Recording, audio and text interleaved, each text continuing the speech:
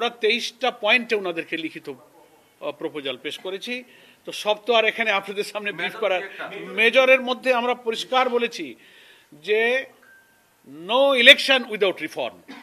আমাদের পরিপূর্ণভাবে অন্তত নির্বাচনী প্রক্রিয়ার সঙ্গে যে সমস্ত অর্গান এবং বিভাগগুলো রাষ্ট্রের জড়িত সেগুলোকে সংস্কার করেই জাতীয় সংসদে নির্বাচন করতে হবে। তা না হলে এই নির্বাচন নিরপেক্ষ হবে না, অবাধ হবে না। পূর্বের যে 3টা নির্বাচনে জনগণ ভোট দিতে পারে নাই সেই নির্বাচনেরই পুনরাবৃত্তি ঘটবে। এদেশের জনগণ 2000 ছাত্র জনতার জীবন এবং প্রায় 30,000 ছাত্র জনতার যে আহত এবং রক্ত, এটা বৃথা যাবে। এই জন্য আমরা এটা বলেছি যে সংস্কার সম্পূর্ণ করে নির্বাচন প্রক্রিয়া সুষ্ঠু করতে যেটুকু সংস্কার লাগে, আমরা হোল রাষ্ট্রের সংস্কার আমরা বলিনি। এখানে অনেকে ভুল বোঝার চেষ্টা করেন। এটা করতে গেলে ইট উইল টেক টাইম, এটা একটা নির্বাচিত সরকারের দায়িত্ব।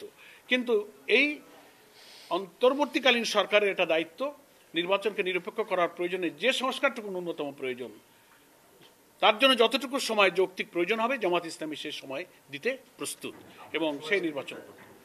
আমরা কোনো দিন মাস ক্ষণ বেঁধে দিইনি। জামাত ইসলামীর পূর্বের যে অবস্থান, আমাদের সম্মানিত আমির জামাত ডক্টর শফিকুর রহমান প্রথম থেকে আমাদের নির্বাচনী দিনক্ষণের ব্যাপারে যে অবস্থানের কথা জাতির সামনে ব্যক্ত করেছেন, আমরা আজকেও সেই অবস্থান ব্যক্ত করেছি।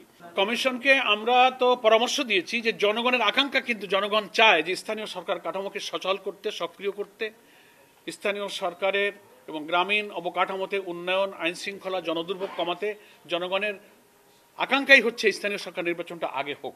আমরা জনগণের এই আকাঙ্ক্ষার সাথে সমর্থন এবং সম্মান ব্যক্ত করেছি।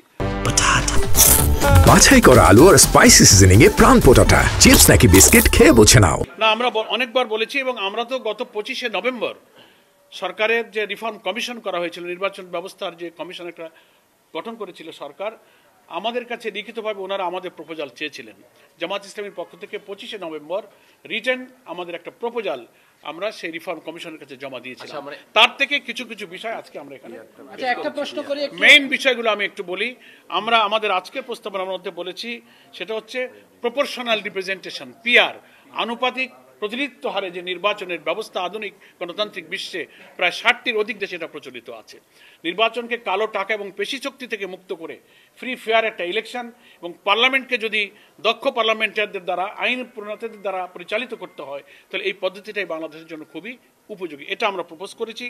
আমরা বলেছি যে আরপিওতে 9 এর যে আর্টিকেল আছে, অনুচ্ছেদ 91-এর এ, 91-এর এ যে অনুচ্ছেদ আছে, সেটা গত সরকার বেআইনিভাবে নির্বাচন কমিশনের এই অধিকারকে তারা খর্ব করেছিল, রাজনৈতিক উদ্দেশ্যে তারা খর্ব করেছিল, যেখানে আমরা বলেছি যে এটাকে পুনর্বহাল করতে হবে।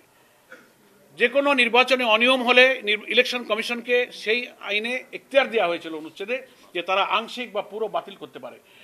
এটা গত সরকার পলিটিক্যাল ইন্টেনশনে তারা এটাকে তুলে নিয়েছিল, বাতিল করেছিল। এটাকে আমরা পুনর্বহাল করতে দাবি করেছি। নেক্সট আমরা বলেছি প্রবাসী ভোটারদের ভোট ইনশিওর করতে হবে।